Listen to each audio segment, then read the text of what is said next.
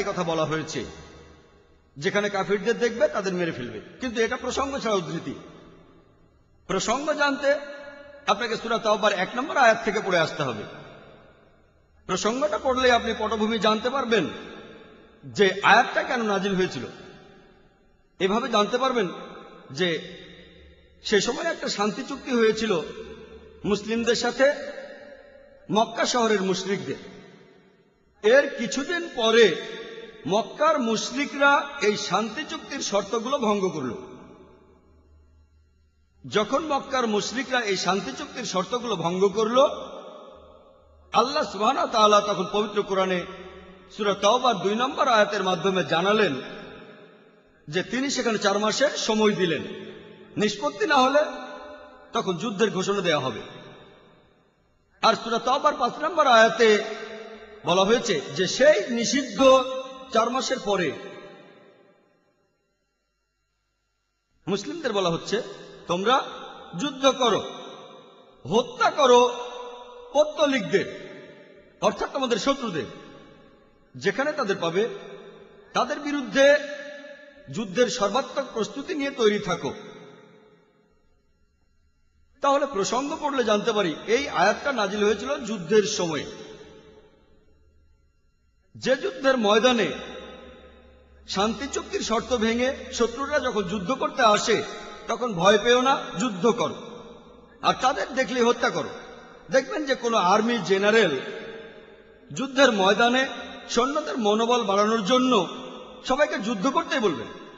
ধরেন আমেরিকা আর ভিয়েতনামের মধ্যে যখন যুদ্ধ চলছিল, তখন আমেরিকার কোনো আর্মি জেনারেল যদি তিনি বলেন যেখানেই তোমরা ভিয়েতনামীদের দেখবে তাদের মেরে ফেলো, এটা বলেছেন সেই সময়ের জন্য। কিন্তু আমি যদি প্রসঙ্গ ছাড়াই উদ্ধৃতিটা দিয়ে বলি যে আজকে আমেরিকার এক আর্মি জেনারেল বলছে যেখানেই তোমরা ভিয়েতনামীদের দেখবে তাদের মেরে ফেলো, আমার কথাটা শোনাবে কষায়ের মতো। মনোবল বাড়ানোর জন্য বলা হয়েছে। আল্লাহ তাআলা নিশ্চয়ই বলবেন না ঠিক আছে পালিয়ে যাও। মনোবল বাড়ানোর জন্য তিনি মুসলিমদের বলেছেন যুদ্ধ করো। এটা হলো মিথ্যার বিরুদ্ধে সত্যের যুদ্ধ। এরকম কথা আপনারা বাইবেলও দেখবেন, বাইবেলের গসপেল অফ ম্যাথিউতে দেখবেন, হিন্দু ধর্মগ্রন্থগুলো তো দেখবেন, ভগবদ গীতা, পুরো ভগবদ গীতা যুদ্ধ নিয়েই কথা বলেছে। যে প্রভু কৃষ্ণ তিনি সেখানে অর্জুনকে উপদেশ দিচ্ছেন, যুদ্ধক্ষেত্রে উপদেশ দিচ্ছেন। এটা ভগবদ গীতার 1 নম্বর অধ্যায়ে আছে 46 থেকে 48 অনুচ্ছেদে, যে যুদ্ধক্ষেত্রে অর্জুন তার অস্ত্র রেখে দিয়ে বলল আমি এখানে নিরস্ত্র অবস্থায় মারা যাব, কিন্তু আত্মীয়দের সাথে যুদ্ধ করব না। শ্রীকৃষ্ণ তখন বললেন, পরের অধ্যায়ের ভগবদ গীতা 2 নম্বর অধ্যায়ে 2 ও 3 অনুচ্ছেদে আছে যে হে অর্জুন তুমি এতটা কাপুরুষ হলে কিভাবে? যুদ্ধক্ষেত্রে লড়াই করা এটা একজন ক্ষত্রিয় বা যোদ্ধার দায়িত্ব।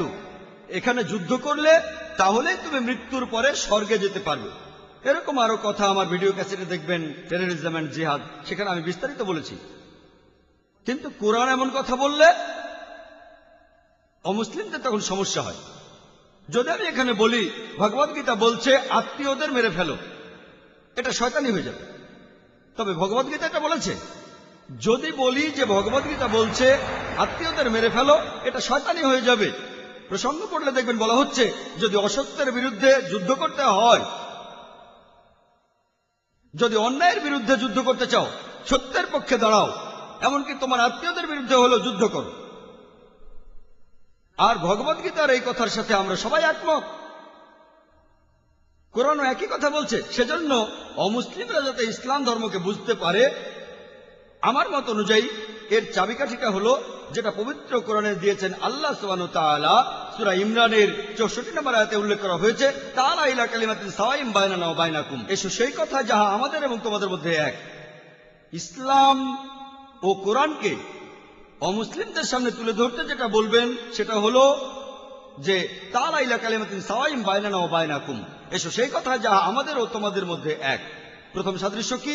আল্লাহ না'বুদু ইল্লাল্লাহ, যে আমরা এক, আল্লাহ ব্যতীত অন্য কারো উপাসনা করি না।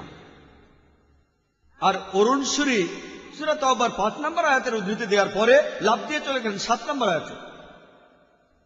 এর কারণটা জানেন? 6 নম্বর আয়াতে এই প্রশ্নের উত্তরটা আছে। সূরা তাওবার 6 নম্বর আয়াতে উল্লেখ করা হয়েছে যে যদি পৌত্তলিকদের মধ্যে কেউ, যদি অবিশ্বাসীদের মধ্যে কেউ, তোমাদের শত্রুদের মধ্যে কেউ আশ্রয় প্রার্থনা করে, যদি শান্তি চায়, তাদের শান্তি দাও, যাতে করে তারা আল্লাহর বাণীগুলো শুনতে পারে। তারপর তোমরা তাদের নিরাপদ স্থানে পৌঁছে দাও, কারণ এই লোকগুলো তারা কোনো কিছুই যারা জানে না। এ কথা কোরআন বলছে না যে তাদের ছেড়ে দাও। বর্তমানে শত্রু শান্তি চাইলে কোনো আর্মি জেনারেল খুব বেশি হলে বলবে আচ্ছা তাদের যেতে দাও। কোরআন কিন্তু কথা বলছে না। কোরআন বলছে তাদের নিরাপদ কোনো স্থানে পৌঁছে দাও। কারণ এই লোকগুলো তারা যারা একেবারে অজ্ঞ। কয়েক মাস আগে একটা লেকচারে আমি এই কথাটা বলেছি। সেখানে এক অমুসলিম ভাই আমাকে বললেন, ভাই জাকির, আপনিও তো প্রসঙ্গ ছাড়া বলছেন, আপনি তো সূরা তাওবা 5 নম্বর আয়াতের পুরোটা বললেন না। পুরো আয়াতটা বলছে মুসলিমদের যে যুদ্ধক্ষেত্রে কাফিরদের দেখলে হত্যা করা, মেরে ফেলবে আর যুদ্ধের সর্বাত্মক প্রস্তুতি নিয়ে তৈরি থাকবে। এরপর সেখানে বলা হয়েছে কিন্তু যদি তারা তাওবা করে আর যদি তারা নামাজ পড়ে, সালাত কায়েম করে আর যাকাত দেয়, তাহলে তাদের ছেড়ে দাও, কারণ আল্লাহ অনেক ক্ষমাশীল, পরম দয়ালু। তিনি বললেন, বলা হয়েছে শুধুমাত্র তারা ইসলাম গ্রহণ করলে তাদেরকে ছেড়ে দাও। অনেক সময় ব্যাখ্যা করাটা কঠিন, হয়তো কয়েক ঘন্টা সময় লেগে যেতে পারে। যদি সবাই বলেন আমি একজন ম্যারাথন স্পিকার, আমি তখন সেই ভাইকে বললাম আরো কিছুটা ব্যাখ্যা করার সুযোগ দিলেন বলে ধন্যবাদ। সূরা তাওবার 5 নম্বর আয়াতে বলা হয়েছে যে অবিশ্বাসীরা যদি তওবা করে আর সালাত কায়েম করে এবং যাকাত দেয়, অর্থাৎ সে যদি মুসলিম হয়ে যায়, তাহলে তাকে ছেড়ে দাও। কিন্তু 6 নম্বর আয়াতে কি বলছে? তারা মুসলিম হয়ে গেলে তাদের ছেড়ে দাও। কিন্তু 6 নম্বর আয়াত বলছে যদি সেই অবিশ্বাসীরা আশ্রয় প্রার্থনা করে, শান্তি চায়, তাদের শুধু ছেড়েই দিও না, নিরাপদ কোন স্থানে পৌঁছে দাও। তারা মুসলিম হয়ে গেলে তাদের ছেড়ে দাও। কিন্তু যদি সে ইসলাম গ্রহণ না করে আর শান্তি চায়,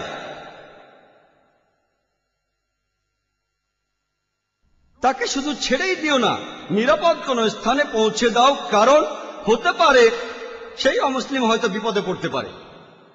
যে ইসলাম গ্রহণ করেছে সে তো মুসলিম হয়ে গেছে, সে এখন শান্তি চায়। কোন অমুসলিম তাকে মেরে ফেলতে পারে, কোন অমুসলিম তার উপর প্রতিশোধ নিতে পারে যে কেন সে মুসলিমদের সাহায্য নিল।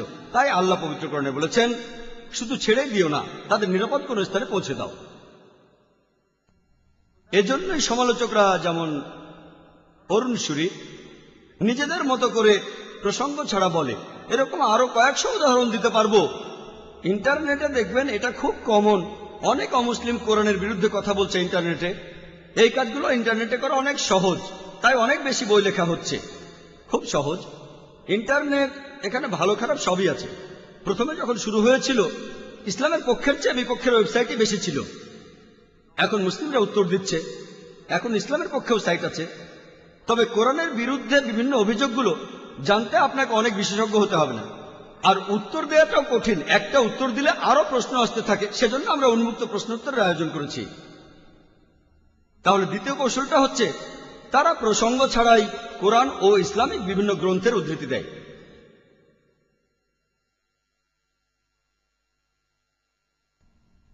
তৃতীয় কৌশল, তারা ইসলাম সম্পর্কে এমন কিছু বলে যেটা আসলে ইসলামেই নেই, ইসলাম ধর্মে সেটার কোনো অস্তিত্ব নেই।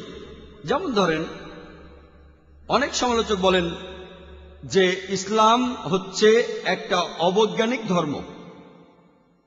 আমাদের হাতে সময় কম, তাই আপনাদের সামনে মাত্র একটা উদাহরণ দিচ্ছি। এখন ইন্ডিয়ায় খুব কথা শোনা যাচ্ছে বাংলাদেশের বিখ্যাত একজন লেখিকা তাসলিমা নাসরিনকে নিয়ে।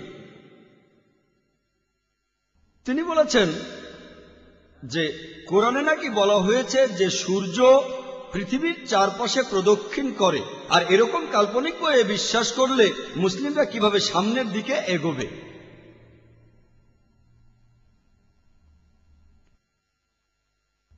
আমি সবাইকে চ্যালেঞ্জ করছি, কোরআনের কোন একটা আয়াত দেখান যেটা বলছে যে সূর্য পৃথিবীর চারদিকে ঘুরে। কয়েক বছর আগে একটা বিতর্কেও আমি একই কথা বলেছিলাম বোম্বের জার্নালিস্টদের ইউনিয়নে। উনি এখানে যেটা বলছেন আমিও আগে বলেছি, পবিত্র কোরআনে সূরা আম্বিয়ার 33 নম্বর আয়াতে উল্লেখ করা হয়েছে, হুয়াল্লাযী খালাকা লাইলা নাহারা, আল্লাহ তাআলা সৃষ্টি করেছেন রাত এবং দিন, ওয়া শামসা ওয়াল কামার, সূর্য এবং চাঁদ, কুল্লুন ফি ফালাকি ইয়াসবাহুন, প্রত্যেকে নিজ নিজ কক্ষপথে বিচরণ করে। তাহলে কোরআন এখানে বলছে যে সূর্য প্রদক্ষিণ করে, গতিশীল। কোথাও এমন কথা বলা হয়নি যে সূর্য পৃথিবীর চারপাশে প্রদক্ষিণ করে। তিনি আসলে এভাবে বুঝেছেন, ব্যাখ্যাটা তার নিজের। এই আয়াতে পৃথিবী শব্দটা উচ্চারণ হয়নি। কোরআন বলছে সূর্য প্রদক্ষিণ করে, একথা আপনাদের আগেও বলেছি। এর পাশাপাশি সূর্য তার নিজের অক্ষের চারপাশে প্রদক্ষিণ করে। আমি স্কুলে পড়ার সময় এটা জানতাম না, এখন বিজ্ঞানও এটা প্রমাণিত। তাহলে প্রায় দেখা যায় যে ইসলামের সমালোচকরা তারা ইসলাম সম্পর্কে এমন কিছু বলে যেটা ইসলামে নেই। এটা হরহামেশাই। চতুর্থ কৌশলটা, তারা ইসলাম সম্পর্কে কিছু মন্তব্য করে আর এরপরে তারা বলে যে এই সব কারণে ইসলাম ধর্ম মানুষ জাতির জন্য একটা সমস্যা। এখন আমরা পৃথিবীতে যেসব সমস্যা দেখি তার প্রধান কারণ হলো ইসলাম। তারা বলে যে মুসলিমরা সন্ত্রাসী, তারা মৌলবাদী, তারা চরমপন্থী, ইসলাম একটা অসহিষ্ণু ধর্ম। আর এইসব কারণে ইসলাম মানুষ জাতির জন্য একটা সমস্যা। আর প্রায় দেখবেন মুসলিমরাও লজ্জা পায়। এখানে আমি আপনাদের উদ্দেশ্যে বলবো, এবার দাবার ছকটা ঘুরিয়ে দেন। বর্তমানে মুসলিমদের বলা হয় মৌলবাদী। এখন এই মৌলবাদী শব্দটার অর্থ কি? মৌলবাদী শব্দটার অর্থ হচ্ছে কোনো ব্যক্তি যে মেনে চলে কোনো বিশেষ কিছুর মূল নীতিগুলো। যেমন ধরেন, যদি কোনো লোক যদি সে ভালো গণিতজ্ঞ হতে চায় তাহলে তাকে গণিতের বিভিন্ন মূল নীতিগুলো জানতে হবে, মানতে হবে। যদি এই গণিতের ক্ষেত্রে সে মৌলবাদী না হয় তাহলে সে ভালো গণিতজ্ঞ হবে না। কেউ যদি ভালো বিজ্ঞানী হতে চায় তাহলে তাকে বিজ্ঞানের বিভিন্ন মূলনীতিগুলো জানতে হবে এবং মানতে হবে। আর যদি এই বিজ্ঞানের ক্ষেত্রে সে মৌলবাদী না হয় সে ভালো বিজ্ঞানী হবে না। আপনি সব মৌলবাদীদেরই এক পাল্লায় মাপতে পারেন না যে সবাই ভালো বা সবাই খারাপ। কোন ব্যক্তি কোন ক্ষেত্রে মৌলবাদী সেটা দেখে তারপর বলতে হবে।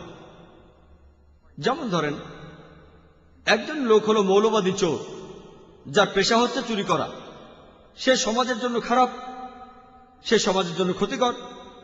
আর অন্যদিকে দেখেন আরেকজন লোক মৌলবাদী ডাক্তার, যে অনেক অসুস্থ মানুষের জীবন বাঁচায়, সে সমাজের জন্য উপকারী। আপনি সব মৌলবাদীকে এক পাল্লায় মাপতে পারেন না যে সবাই ভালো বা সবাই খারাপ।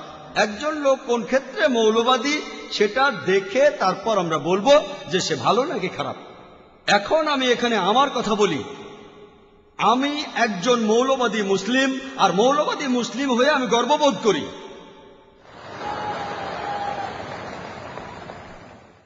কারণ আমি ইসলামের সব মূলনীতিগুলো জেনে মেনে চলার চেষ্টা করি। আর আমি জানি ইসলাম ধর্মে এমন একটা নীতিও নেই, ইসলামে এমন একটা কথাও নেই যেটা সামগ্রিকভাবে মানবতার বিরুদ্ধে কথা বলে।